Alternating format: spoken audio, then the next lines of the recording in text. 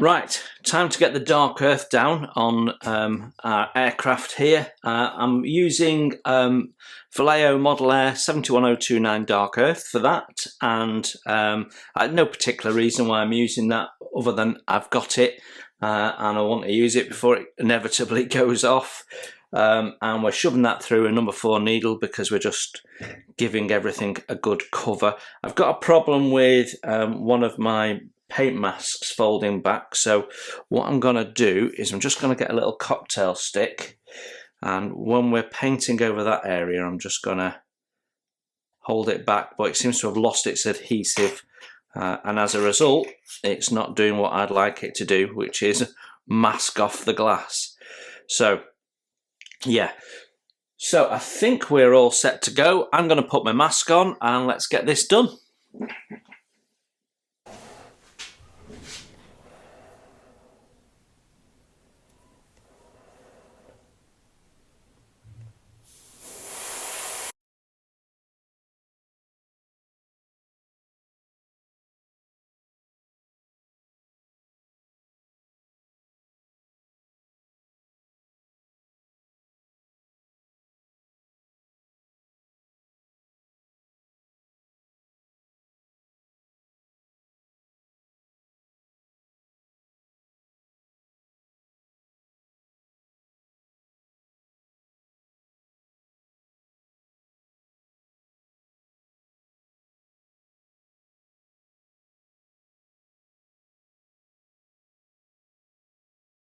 Well, that is the paint down.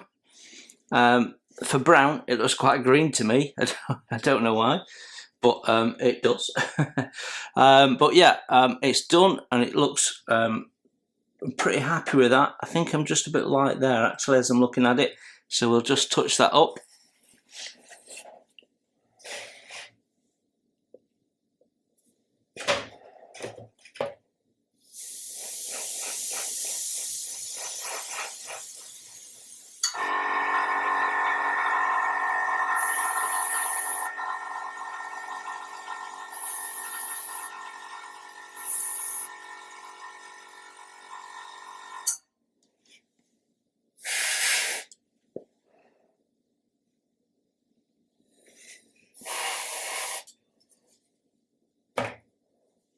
I think I'm happy now, so I'm going to clean the brush and we can leave that to dry.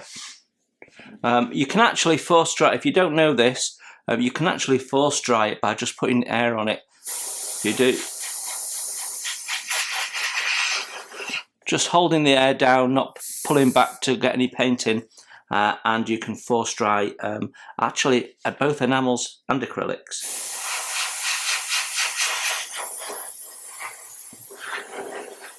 There you go, that's dry enough to not get paint runs and that sort of stuff. So a good little technique if you need it.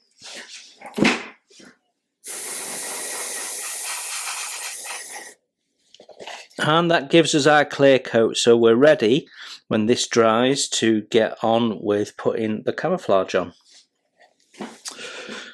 Okay, whilst our clear coat is drying on the aircraft, we can now turn our attentions to building up the turret. So I want to get that done. We're painting it separately because I want to just make sure that we don't have any issues with paint getting collected behind the turret or anything like that. So it needs to be painted as a standalone in my view. So we can take this out of the way and let that dry off, and whilst we're doing that we can concentrate on this. So we're back to doing some construction, which is a nice break from all the painting we've been doing. So let's get our 2 remaining sprues out and get the parts off. So we're starting with these 2 bits here, which are on sprue D, which is this one. And we've got 19, which is this part there, and 20, which is this part there, which is actually a much bigger part than I was expecting. So I'll nip that off and nip that off. So that's step 85, we can put that to one side. And then we have the turret ring that goes on, which is 21. We can put that to one side. Then we add the two guns. Right, okay, we've got multiple guns here. I think that's the one that sticks out of the side of the fuselage later on. So that's 17 and 18. So take those to one side. Then we've got two clear parts. So let's do them as well. They're not difficult to find. So we've got 10, which is the back piece, and 18, which is the front piece. Which must be that, but that says, all right, there's no number on the sprue for that, interestingly. Yeah, no sprue number. There you go. Right, let's just flip over and see if there's anything else. Right, no, so that completes that, other than this collar, which we're going to have to hand paint in afterwards.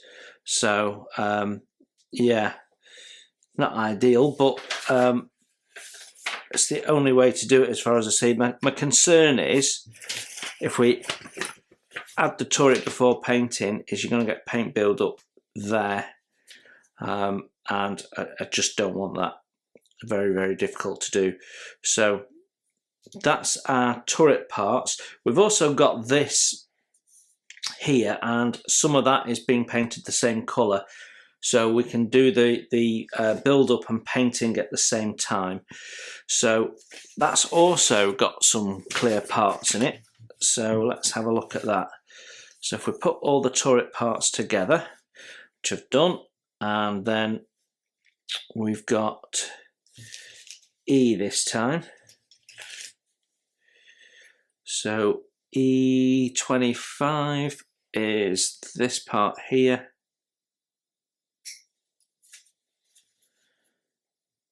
And then F17, that's another clear part. That's that one there.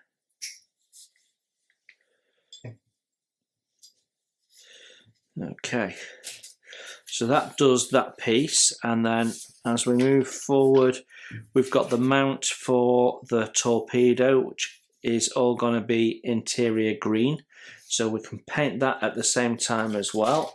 So let's get that out. That is E10 and E13. E10, again, quite a chunky part, and E13 is this frame here.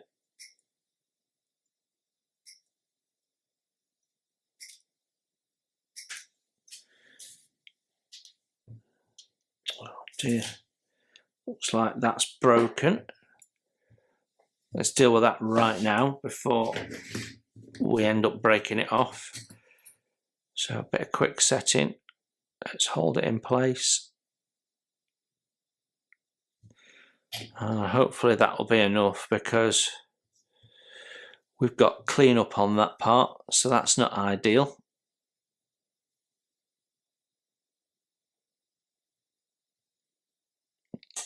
It's a bit annoying. Okay, so we'll put that to one side carefully. So that's our torpedo bits done. Now when we're painting the 78, we can also do the insides of all of these. So that means I'll probably want to gloss coat those first. Right, and then we've got that to go in. Not going to worry about that just yet. That's final fit. Machine gun, I guess we can paint that at the same time because it's gunmetal. So let's let's do that. So if we take the little ejector pin off the top, and then what I'm going to do with my, not with my good sprue cutters, is just cut that bit of sprue out, and hopefully we'll be able to use that to hold the piece while we paint it. But yeah, the sprue gate's tougher than it looks. It looks quite narrow, but I can't push it over or anything. So that's that part as well.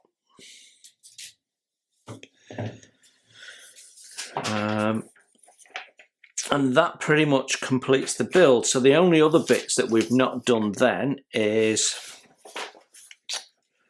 all this landing gear, which we can't do until we've finished painting the main thing, and then we'll go back to it. But all the parts need cleaning up and what have you.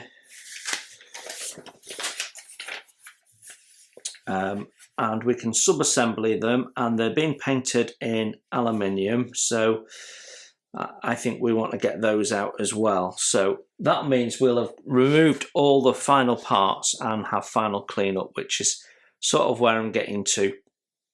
So I think we've done, yeah, we've not installed those, that's right. Everything else is done up to that point, I think. So we've got on the D sprue, we've got 6 and 10, and then 6 and 11. So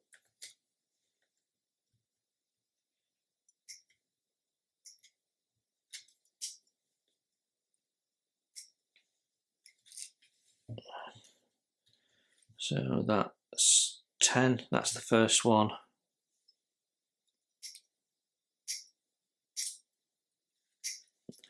11, that's the second one. And then we've got these here, which look identical, so why they've quite got a different number, I don't know. But anyway, we'll pair them up as the instructions tell us. Oh, sorry, these don't have a, what am I saying? These don't have a different number, it's the other parts that had a different number. So that's why they look identical, because they are. Right, that's those two steps, and then we need that part there, which is E23.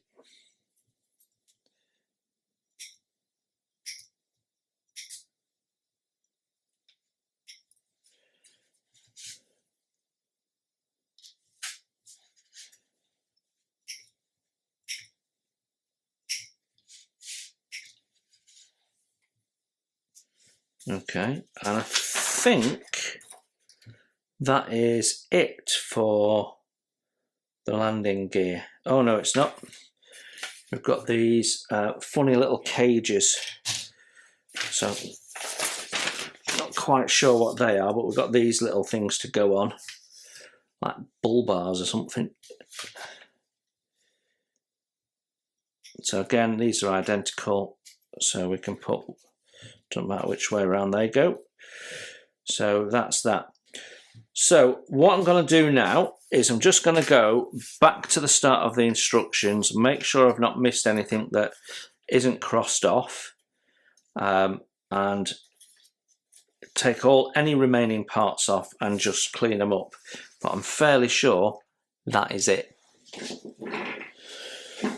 Well, I have been through the instructions, and as far as I can see, this is it. This is the last of the parts, and they're in their little piles now as sub-assemblies.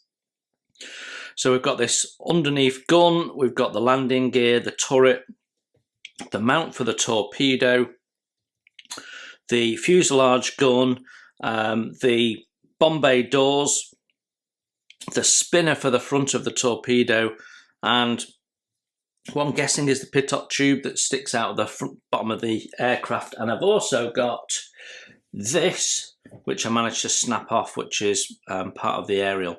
And that is it. That is all the parts that we've got to clean up and what have you. Obviously we've got more parts to paint. We haven't painted the, we've primed but not painted the wheels. We're part way through painting the propellers and the torpedo, and part way through painting the landing gear doors as well, and the other sort of bomb bay doors as well, where we've painted just one side. So we're sort of got quite a bit to do still yet. So one way or another, we've got to crack on with this. And I think for me, it's get these parts cleaned up and ready for sub-assembly, sub-assemble them as much as we can, and get them ready for painting. So let's crack on with that.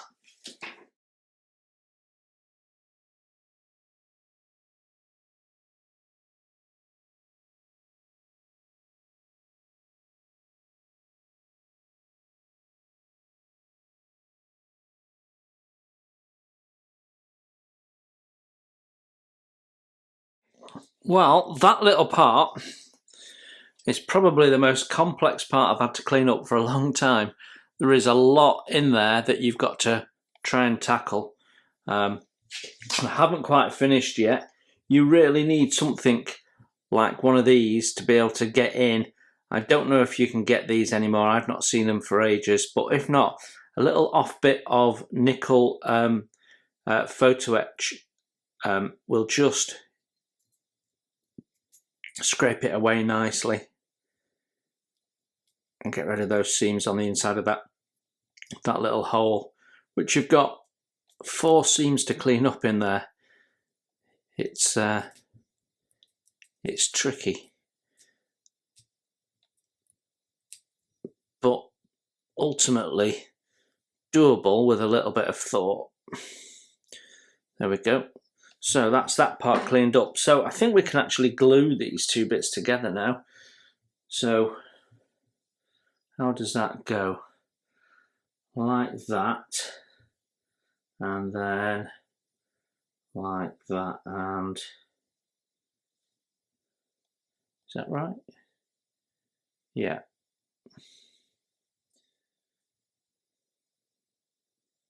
Okay, so that passes through, that glues onto there, and is that right? It's going to glue into there, I think, and that location point at the bottom, and then that fits into there at the top like so. Cool, that's a tricky little part. Right, and fits a little bit tight on there, so I'm just going to clean it up a little bit more and open it up. Might be it's not very square.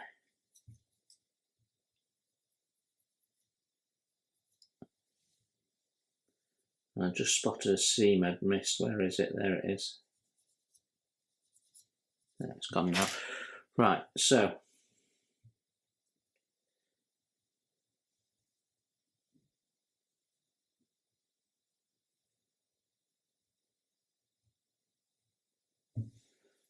this is fiddly. This piece, this little lump, is going into that recess there, and then that's supposed to mate up with that there, but it doesn't appear to want to. Oh, there it is. There it is.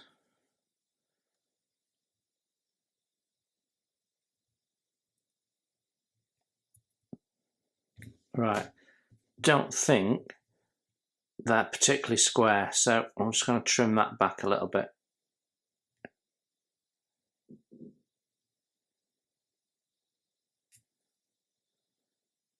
and on that side as well. Very slow.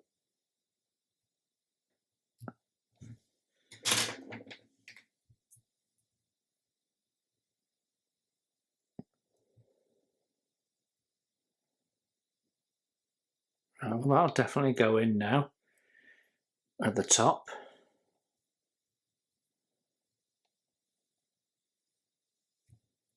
Cool, this is fiddly.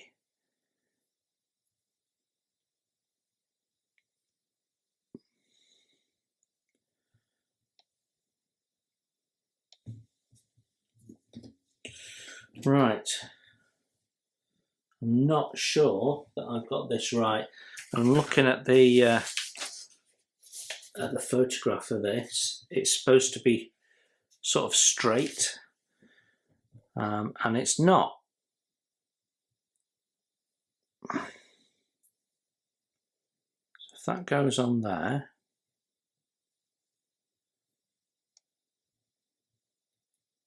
right, so that's in there and it's flat, and then that is on there.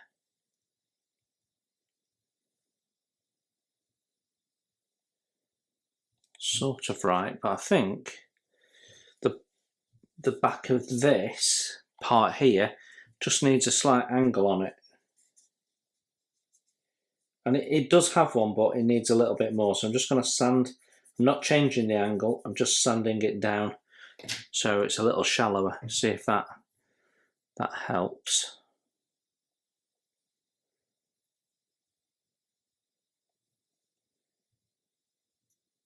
Oh. Right, that does seem to help actually. Yeah, there we go. That's that part in. So while I'm holding it and it seems to all be fitting together, I'm just going to put some glue in that part there. So that's the quick setting. Right.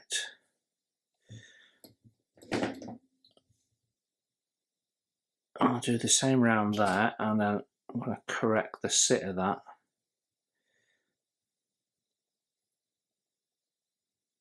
There we go. Well, that appears to be in and correct. So these two parts are painted 78 and they sit inside a ring. This part here, which is also painted 78, so we can, in theory, glue this in now.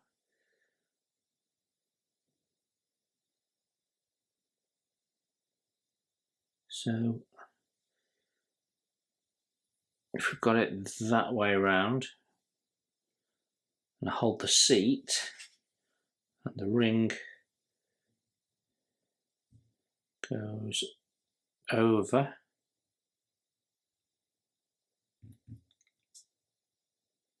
And then sits on there like that. Now, you're not supposed to glue that in because it pivots, but I just wanted to make sure it fits. Yeah, no issues with that. So they are ready for painting.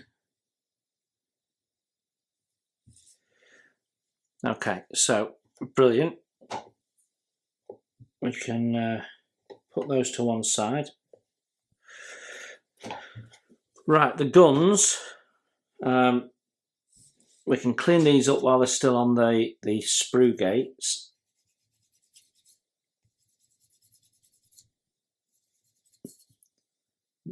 There is some detail on these, but it's a little bit soft moulded, this kit. It's before the harder plastic was introduced, and yeah, as a result, you sort of don't quite see it so much. Right, so I've already done the seams on these, so we can take these off. We'll do them one at a time. And I'm going to get as close to the part as I can, because there's a little handle moulded on the top, which is great because they used to just leave them flat. And we're going to have to just, but the sprue gate is on the handle. So I need to trim down the side of the handle with my knife, and then just go in sideways and lift the sprue gate just shave it off. Then we can go in with our scraper and just tidy that up. Make sure we've got a nice sharp edge, and then I can take the seam off the top of the handle and the stock of the gun at the back there, and then just run along the barrel. Okay, that's that part done. I'll do the same with this, and then we're on the landing gear. Right, so we have landing gear structure to clean up. We've got two sets of this. I'll just do one on camera. So we're going to start, just take the sprue gate nibs off. So we've got some of these to tackle on each part. So we'll just take all of those off, and then we can get this off the desk.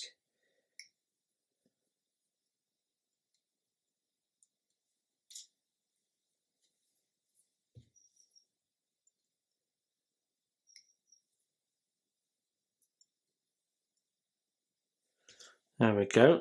So get rid of all those. We can get that off the desk. Right. So this part has only got one nib to clean up. So we're going to start with that.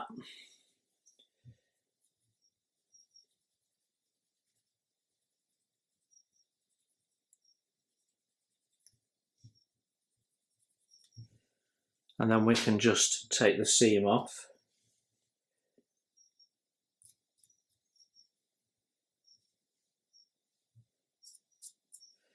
Now the way this is moulded, you're going to have seam running pretty much on every surface here, so,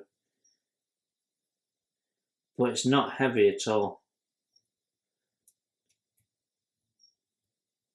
See, I'm getting virtually nothing off. You can tell by the amount of scrapings that there is just no seam, so it's a really nicely done part actually. I think the seam is really around this bit here, and that's it. So yeah, very nice. So that's nice and easy. And what we can do now is we can put that's all the turret parts, so we can cover them up, and we'll put this landing gear in of its own, and then we'll put the other landing gear on a separate piece on top. Then we've got this piece, and again this is another part like the one we've just done that can't be glued in yet until we're assembling it. So here it's the nubs are all on the ends, so nice and easy to clean up and get to. No real issues with that.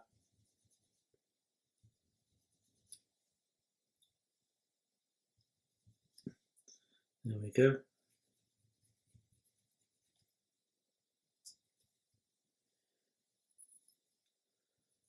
Four nubs to clean up on this.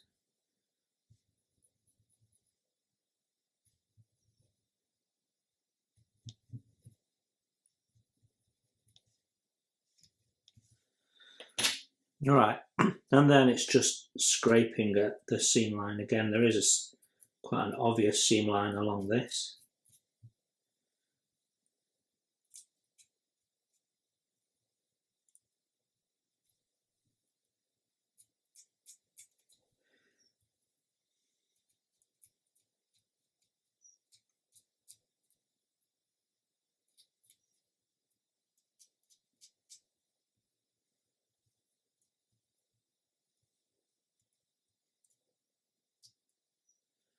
Okay, I think that covers all the seam. So again, that part can go in the pot. Right, now these two parts we can actually glue together once they're cleaned up. So we'll start with this little piece first. So this just had nubs on the ends there, so we can just make sure that's nice and smooth and flat.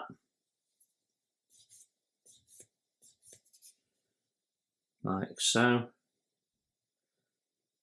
And then there's a nub here on this bit It's shaped like a handle. I'm sure it's not, but it is shaped like a handle. So I'm just going to trim that back with my knife. Hardly pushing, I'm just gently scraping over it really. But it's a little bit too big for my scrapers to deal with.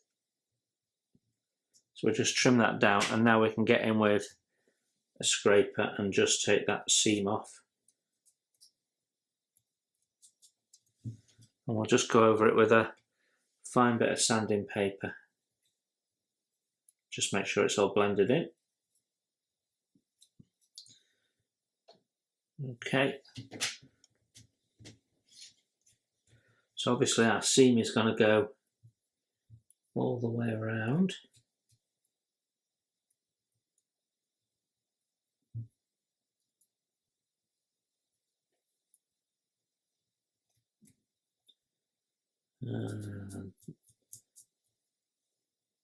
Make sure we've done both sides. Sort of thing I can forget.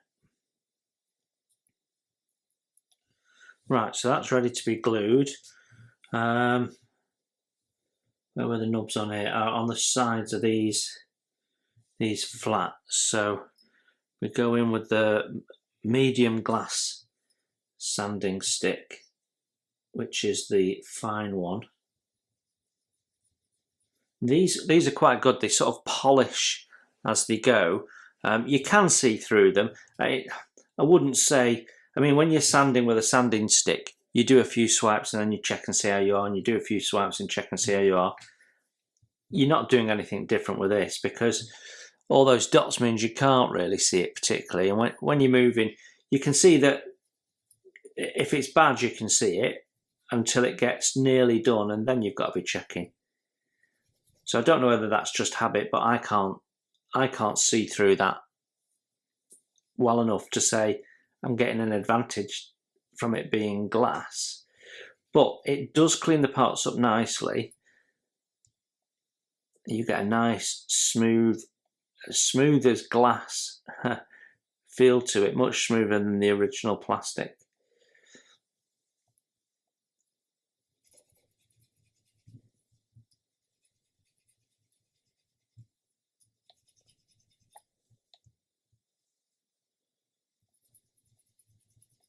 And in the light, you can look at the polished surface and see where it's not contacted, so that's quite good as well.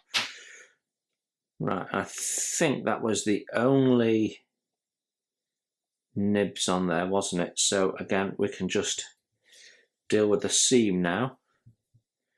You can always use the back of a knife for this.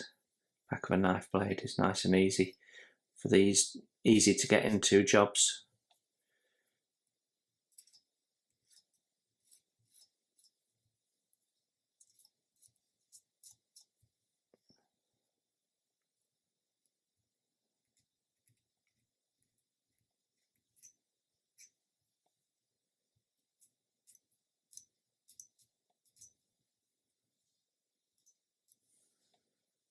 Right, I think that's done. So let's have a look at gluing these two parts together.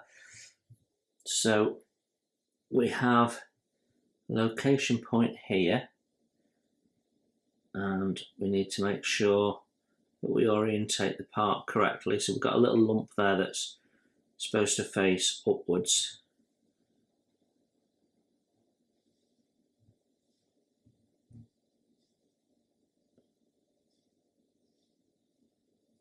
And I think that is basically it. It lies there, so just make sure it's straight. And we'll put some quick setting on. Just touching it with a brush, managed to move it.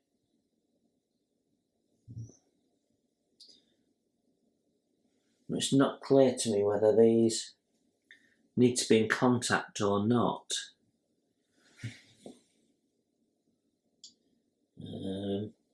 I think they should be.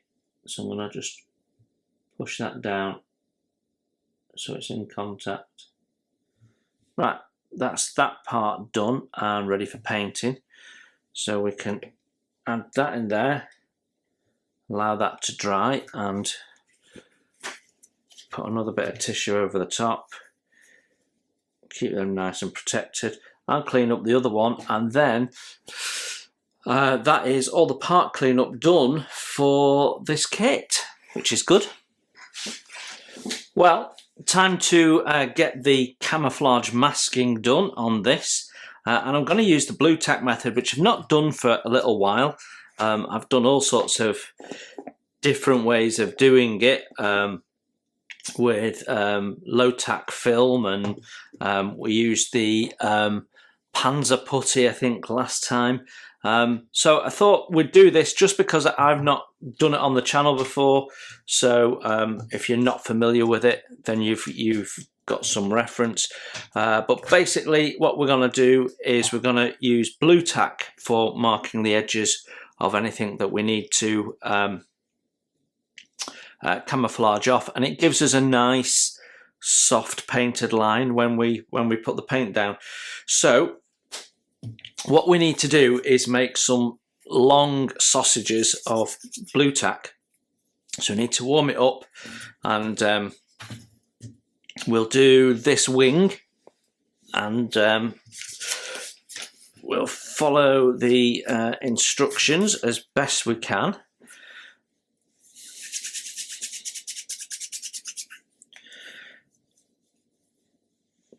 And the key is just to look for the panel lines and reference those. So there you go, that's feeling a bit warmed up now. So let's get rolling that out. It's probably going to shake my camera, so I'm going to switch it off and then come back to you.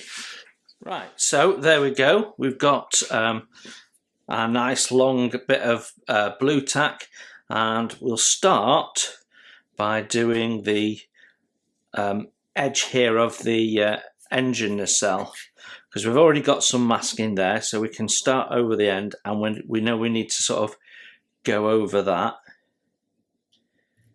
So as you can see, the great thing is as soon as you put it on, it's starting to stick into place.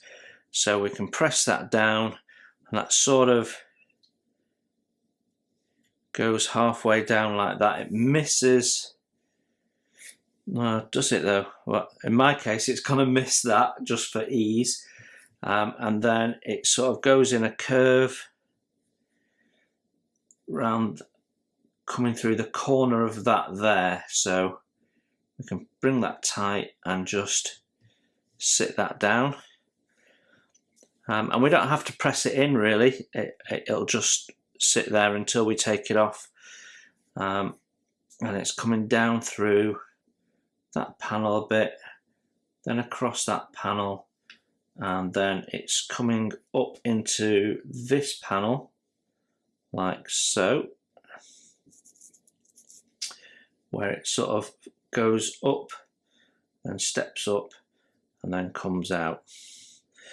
I'm going to nip that off, tuck that round underneath out of the way, and that's our first. And you can see how quick that is. But what it's done is it's given us quite a gentle curve, whereas this is perhaps a little bit harsher.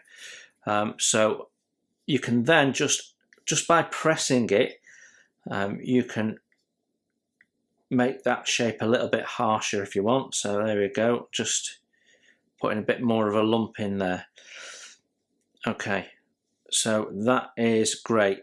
So let's carry that on the other side. Now we've got some quite wavy lines to do there, so we want this perhaps a little bit thinner so it's easier to manipulate.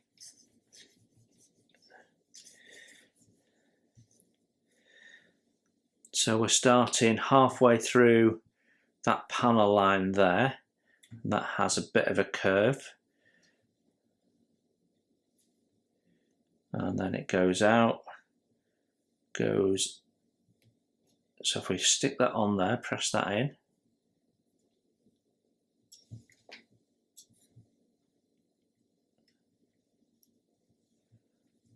be easier if I pick it up actually and just press it down a bit better.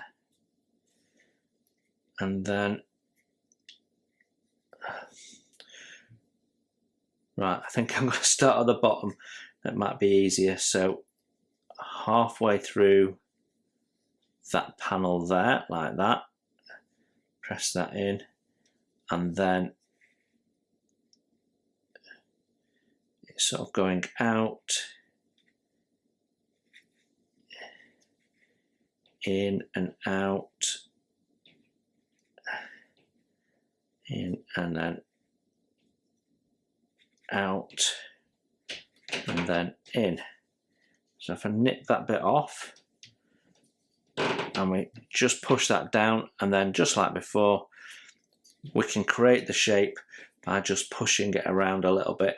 So we can bring it in, we can push it out, and it just sits there, it doesn't move. Unlike panzer putty, which starts to deform after a short while. So you've got to be ready to paint immediately after you put the panzer putty down. But with this, not so much.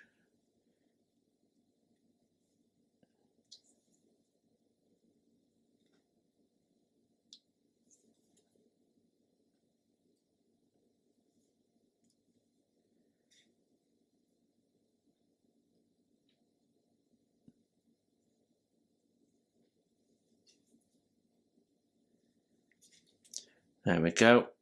So I'm happy with that. So you get the basic idea. I'm going to carry on now and do the rest of this, and then I'll come back to you when we fill the spaces in between. So to fill the gap in between, you've got two options. You can either put masking tape down over the top. On bigger models, it's definitely worth doing that because you've got a big expanse to fill. But on this small little model like this, we can just continue to use blue tack and fill it all up. I've got plenty of it, so let's do that.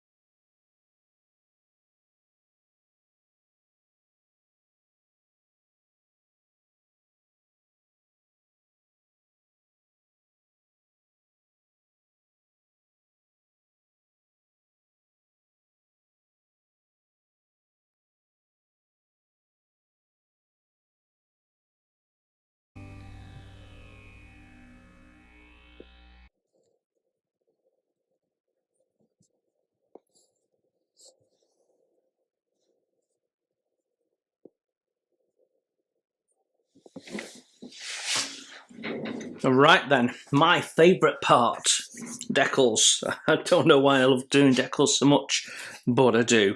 So we're going to start on the underside. There's not so many on the underside, to be honest.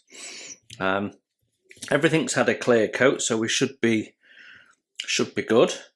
And I've already removed the decals for paint scheme B, so that we've got them out of the way.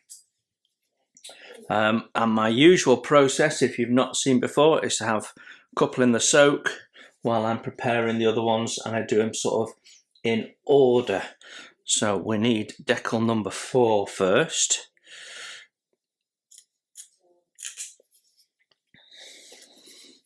So I'm going to work left to right. If we orientate this the same way as my instructions, that will be a lot easier.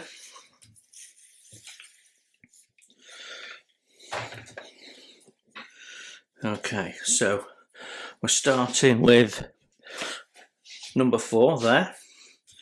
And we'll do this wing, go across to that wing, and then we'll do the tail. So we need 19, which is this one here.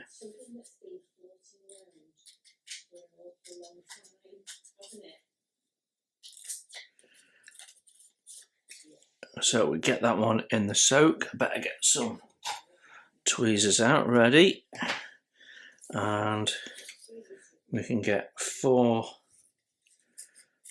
queued up ready to go. So that's my next one. Then I've got 11, so that's that one there.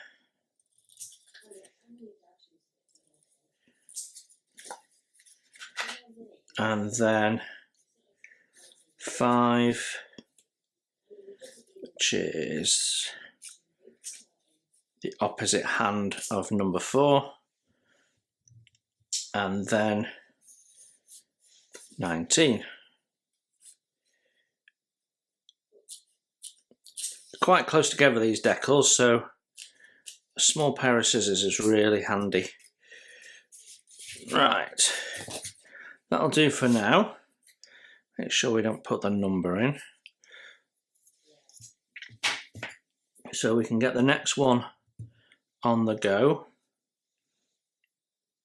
And we'll take this one out now.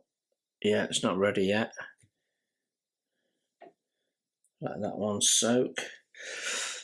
Okay, now these are cartograph. So when they're cartograph decals, because they're so thin, I generally do not put any setting fluid down first, because it immediately starts to soften them, and then you've got a much greater risk of them splitting, ripping, disintegrating. So when you're moving them around and positioning them, so I just put a little bit of water on instead, which allows me to then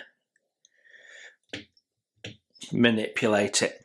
And we best get a little bit of tissue. I've not got prepped like I usually do. Right, so I've got some paper there for blotting and what have you. So let's see how we're doing with that. Now, taking a bit of a soak, these.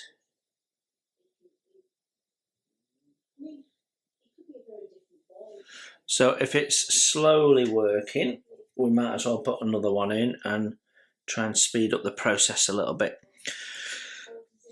So when we finish with the wing, we've got a couple to do on the fuselage nose there. So 17 and 14. So we could get them out. 17 is there.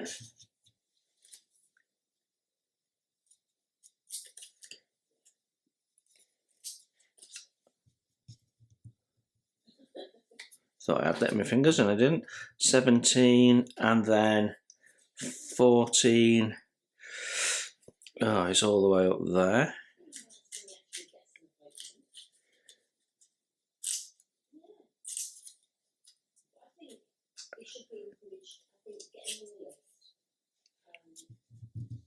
There we go, that's 14. So hopefully this decal's ready to go now. Yeah. So we'll take that one out and we'll get the next one in. Right, and as I look at this, it's going right near the edge of that, so a little bit lower down, maybe there.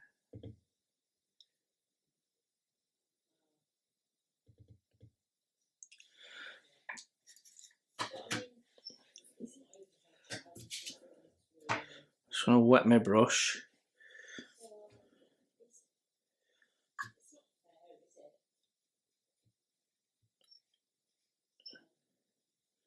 Does that look like the right place?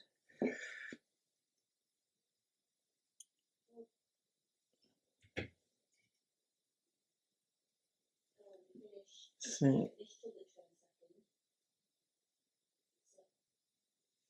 that looks about right. So what I'm going to do now is I'm just going to dip the brush in some microsol and run the microsol over the top, which will soften it a little bit, and then we can squeegee out any water, air, and just make sure we've got a deep push and we're getting into the little recesses. Hi, and thanks for watching. You can support the channel by hitting the like button, and if you haven't subscribed, please consider the subscribe button and the notifications bell so you don't miss any content that I put out.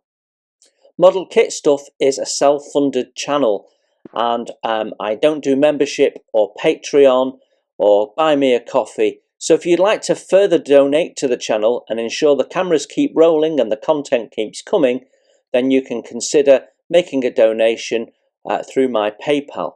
You will find a link to that in the text below. You enjoy your modelling, and I'll see you soon.